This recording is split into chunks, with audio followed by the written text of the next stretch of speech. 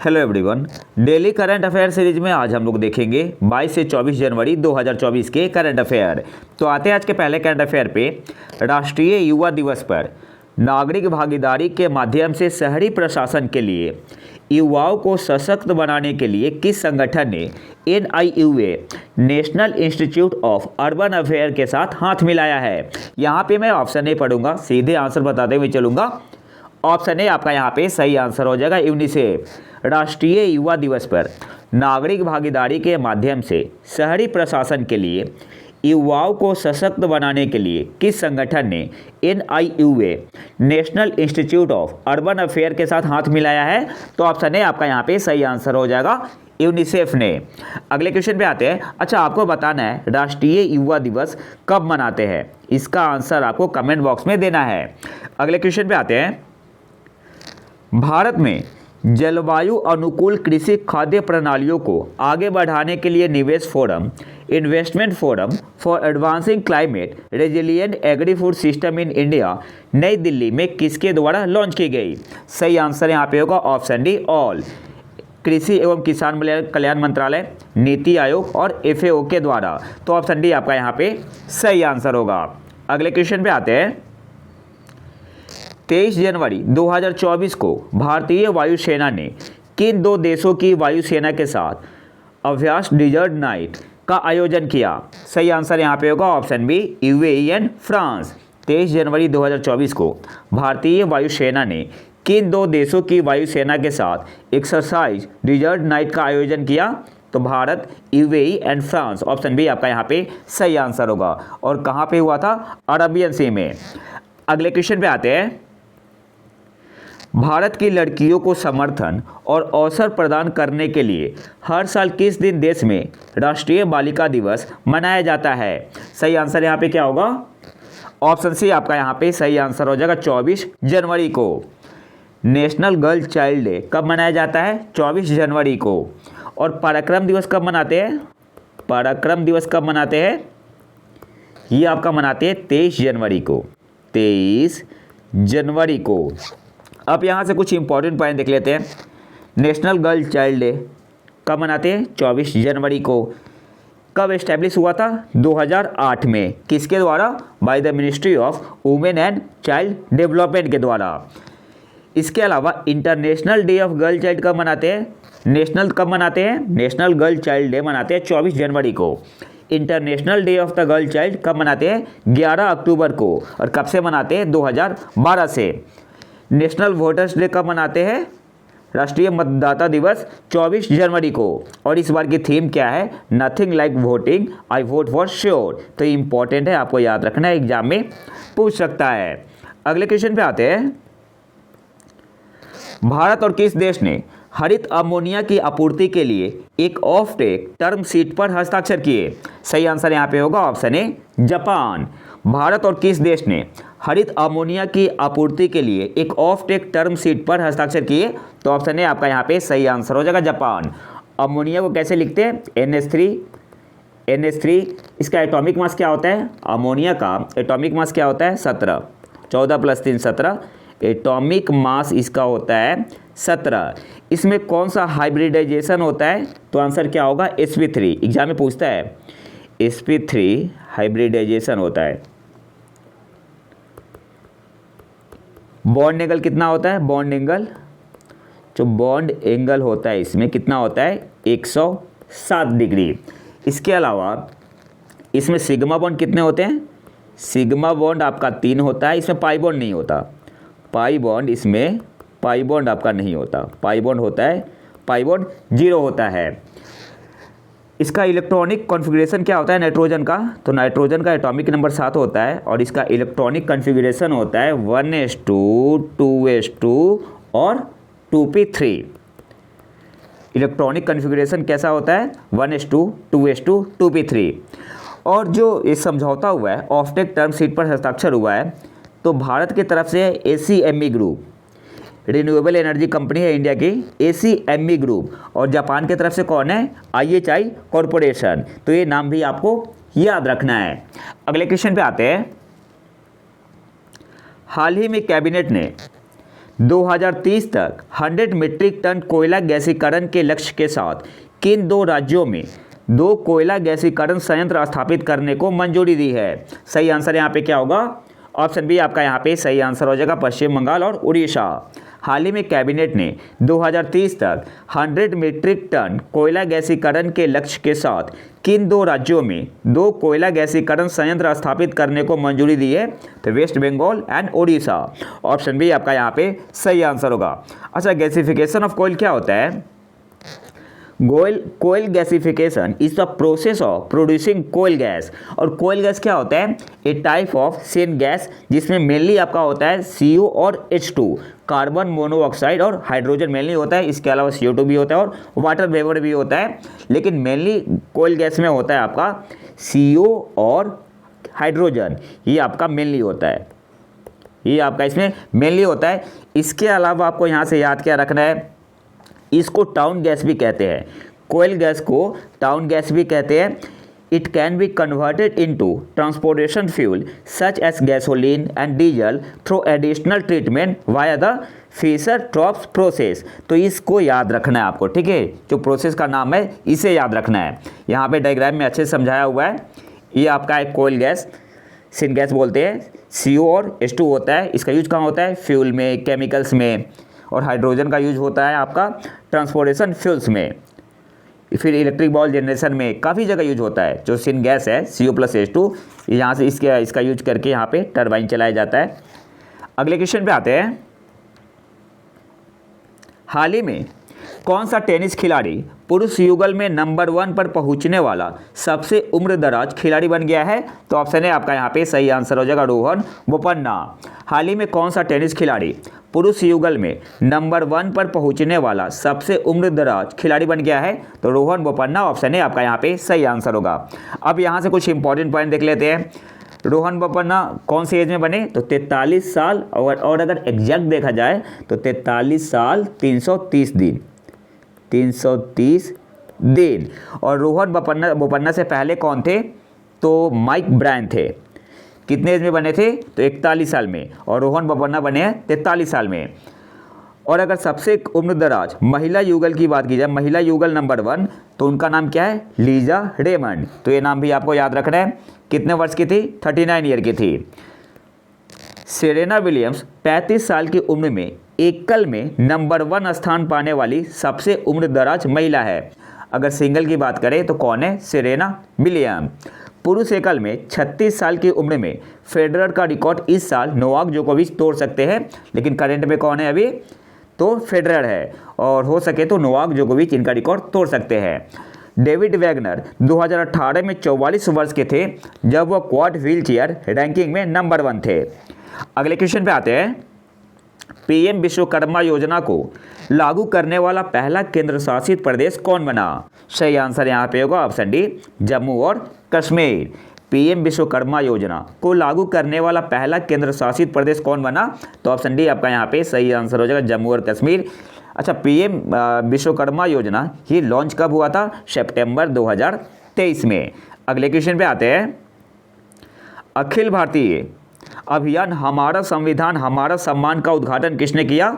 तो vice president Jagdeep Dhankhar ji ने। Option सी आपका यहाँ पे सही आंसर होगा। अखिल भारतीय अभियान हमारा संविधान हमारा सम्मान का उद्घाटन किसने किया? तो ऑप्शन सी आपका यहाँ पे सही आंसर हो जाएगा, जगदीप धनखड़। इसके अलावा एक अचीवमेंट बुकलेट रिलीज किया गया, दिशा कहते हैं, और आपको दिशा का फुल फॉर्म याद रखना है, designing innovative solution for holistic access to justice.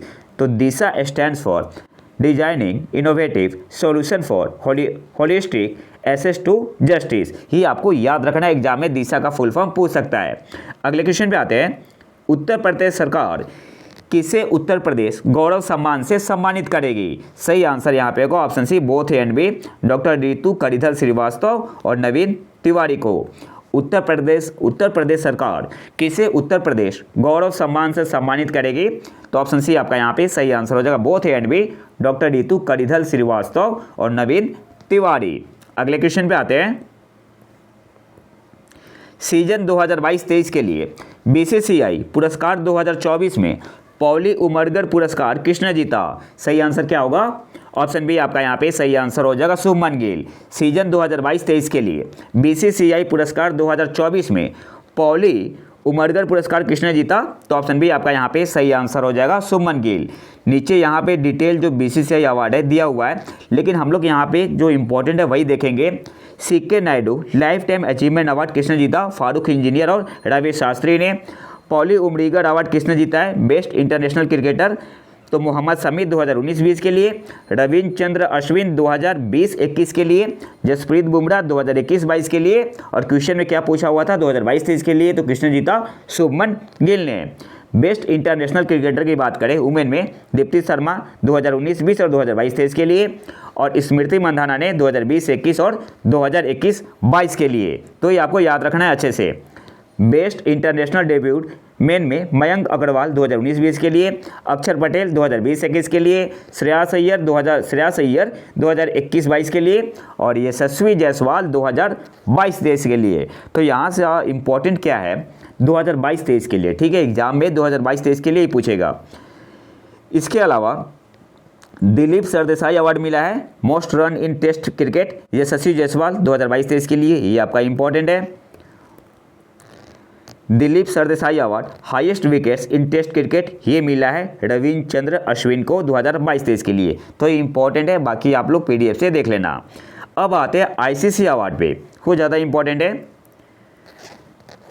Sir Garfield Sobers trophy for ICC men's cricketer of the year किसे मिला है 2023 के लिए? पैट कमिंस को। ICC men's ODI cricketer of the year 2023 Virat Kohli को, इंपॉर्टेंट है। ICC men's test cricketer of the year 2023 Usman Khawaja को मिला है। Rachael Heyhoe Flint award for ICC women's cricketer of the year 2023 किसे मिला है? नेट साइबर ब्रंड को मिला है। ICC women's ODI cricketer of the year 2023 किसे मिला है? चमारी अथापत्तू को, श्रीलंका की है। ICC men's associate cricketer of the year 2023 किसे मिला है? बॉस डी लीडे को, नीदरलैंड के हैं। ICC women's associate cricketer of the year 2023 किसे मिला है? क्विंटोर एबेल को, केन्या की है। ICC mains T20 international cricketer of the year 2023 तो सूर्य कुमार यादव को, बेहतरीन खिलाड़ी है, और इन्हें सेकेंड टाइम मिला है। ICC women's T20 international cricketer of the year 2023 किसे मिला है? हेले मैथ्यूज को, वेस्ट इंडीज की है। ICC men's emerging cricketer of the year 2023 किसे मिला है? रचिन रविंद्र को मिला है।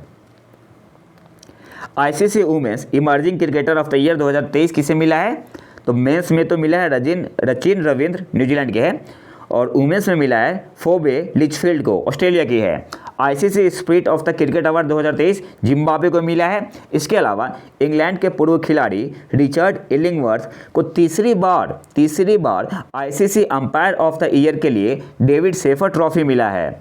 उन्हें इससे पहले पुरस्कार कब मिला था? 2019 में मिला था, और 2022 में मिला था, और 2023 में भी इन्होंने ही जीता है ICC umpire of the year का अवार्ड। अगले क्वेश्चन पे आते हैं। एशियाई मैराथन चैंपियनशिप में स्वर्ण पदक जीतने वाले दूसरे भारतीय कौन बन गए हैं? तो ऑप्शन है आपका यहाँ पे सही आंसर हो जाएगा, मान सिंह।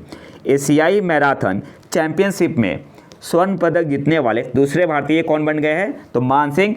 और पहले कौन थे? गोपी थोनाकल, इन्होंने जीता था 2017 में। अगले क्वेश्चन पे आते हैं। प्रधानमंत्री सूर्योदय योजना निम्नलिखित में से किससे संबंधित है? तो ऑप्शन सी आपका यहाँ पे सही आंसर हो जाएगा, छत पर लगे सौर पैनल, रूफटॉप सोलर। अगले क्वेश्चन पे आते हैं। केंद्रीय स्वास्थ्य मंत्री ने हाल ही में किस राज्य में खोडलधाम ट्रस्ट कैंसर अस्पताल की आधारशिला रखी? सही आंसर यहाँ पे होगा ऑप्शन डी आपका यहाँ पे सही आंसर हो जाएगा, गुजरात। और गुजरात में कहाँ? राजकोट में। केंद्रीय स्वास्थ्य मंत्री ने हाल ही में किस राज्य में खोडलधाम ट्रस्ट कैंसर अस्पताल की आधारशिला रखी? तो गुजरात में, ऑप्शन डी आपका यहाँ पे सही आंसर होगा। अगले क्वेश्चन पे आते हैं। ऑस्कर 2024 के लिए नामांकित documentary film to kill a tiger का निर्देशन किसने किया है? तो निशा पहूजा ने, ऑप्शन बी आपका यहाँ पे सही आंसर होगा। अगले क्वेश्चन पे आते हैं। हाल ही में किस राज्य ने शिक्षा परिवर्तन के लिए माई स्कूल माई प्राइड अभियान शुरू किया है? ऑप्शन ए आपका यहाँ पे सही आंसर होगा हिमाचल प्रदेश। हाल ही में किस राज्य ने शिक्षा परिवर्तन के लिए माई स्कूल माई प्राइड अभियान शुरू किया है? तो हिमाचल प्रदेश में। ऑप्शन ए आपका यहाँ पे सही आंसर होगा। अगले क्वेश्चन पे आते हैं, बिम्स्टेक के चौथे महासचिव कौन बने हैं? सही आंसर यहाँ पे होगा option C Indramani Pandey. BIMSTEC के चौथे महासचिव कौन बने हैं? तो इंद्रमणि पांडे। ऑप्शन सी आपका यहाँ पे सही आंसर होगा। बिम्स्टेक का मतलब क्या हुआ? Bay of Bengal initiative for multi sectoral technical and economic cooperation. तो आपको याद रखना है BIMSTEC stands for Bay of Bengal initiative for multi sectoral technical and economic cooperation. अब यहाँ से कुछ इंपॉर्टेंट पॉइंट देख लेते हैं। बिम्स्टेक ये आपका बना था कौन से ईयर में? 1997 में। 1997 में कौन से डिक्लेरेशन से? तो बैंकॉक, पूछ सकता है एग्जाम में, बैंकॉक डिक्लेरेशन से। बैंकॉक डिक्लेरेशन से। मेंबर कंट्री 7 है। मेंबर कंट्री, तो बिम्स्टेक में मेंबर कंट्री कितने हैं? 7। कौन कौन है? तो बांग्लादेश है, इंडिया है, बांग्लादेश, इंडिया, भूटान, श्रीलंका, नेपाल, म्यांमार और थाईलैंड।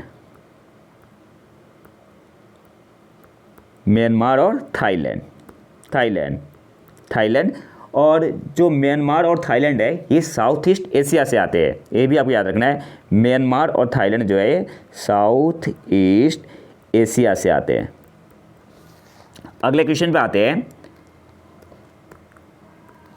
2023 में 1850 से 1900 के औसत के सापेक्ष वैश्विक सतही वायु तापमान में कितनी वृद्धि हुई है? सही आंसर यहाँ पे होगा ऑप्शन सी 1.48 डिग्री सेल्सियस। 2023 में 1850 से 1900 के औसत के सापेक्ष वैश्विक सतही वायु तापमान में कितनी वृद्धि हुई? तो 1.48 degree Celsius, approx 1.5 degree Celsius. अब यहाँ से कुछ इंपॉर्टेंट पॉइंट देख लेते हैं। 2023 had a global average temperature of 14.98 degree Celsius, 0.17 degree Celsius higher than the previous highest annual value in 2016। क्या बोल रहा है यहाँ पे कि 2023 में जो ग्लोबल एवरेज टेम्परेचर है कितना था? 14.98 डिग्री सेल्सियस, जो कि 2016 के कंपेयर में कितना जाता है? 0.17 डिग्री सेल्सियस। और इस टाइप के क्वेश्चन यूपीएससी स्टेट पीसीएस पूछती है। 2023 में ग्लोबल एवरेज टेम्परेचर कितना था? 14.98 डिग्री सेल्सियस, जो कि 2016 के कंपेयर में 0.17 डिग्री सेल्सियस ज़्यादा है। अगले क्वेश्चन पे आते हैं, हाल ही में किस देश ने यूएसए के साथ टॉम हॉक मिसाइलें खरीदने के लिए एक समझौते पर हस्ताक्षर किए हैं? तो ऑप्शन ए आपका यहाँ पे सही आंसर होगा, जापान में। और आज के आखिरी करंट अफेयर पे आते हैं, कृष्ण उपग्रह मिशन का प्राथमिक उद्देश्य क्या है जो हाल ही में खबरों में था? तो ऑप्शन बी आपका यहाँ पे सही आंसर हो जाएगा, एक्सरे ब्रह्मांड का अवलोकन करना। अब यहाँ से आपको याद क्या क्या रखना है? सबसे पहले XRISM, इसे प्रोनाउंस करते हैं कृष्ण, नासा के वेबसाइट से लिया है मैंने। प्रोनाउंस क्या करते हैं? कृष्ण प्रोनाउंस करते हैं। और इस मिशन को लीड किया गया है किसके द्वारा? जाक्सा के द्वारा, जापान एरोस्पेस एक्सप्लोरेशन एजेंसी। किसके साथ? तो नासा के साथ। और EESA यूरोपियन स्पेस एजेंसी का भी कंट्रीब्यूशन है। और ये लॉन्च कब हुआ था? 6 सितंबर 2023 को, ये भी याद रखना है। और XRISM stands for X-ray imaging and spectroscopy mission. तो ये आपको याद रखना है। तो ये तो था हमारा आज का लेक्चर। अगर आपको वीडियो पसंद है तो लाइक करें और चैनल को सब्सक्राइब जरूर कर लें। मिलते हैं नए वीडियो में नए टॉपिक के साथ, तब तक के लिए नमस्कार, जय हिंद।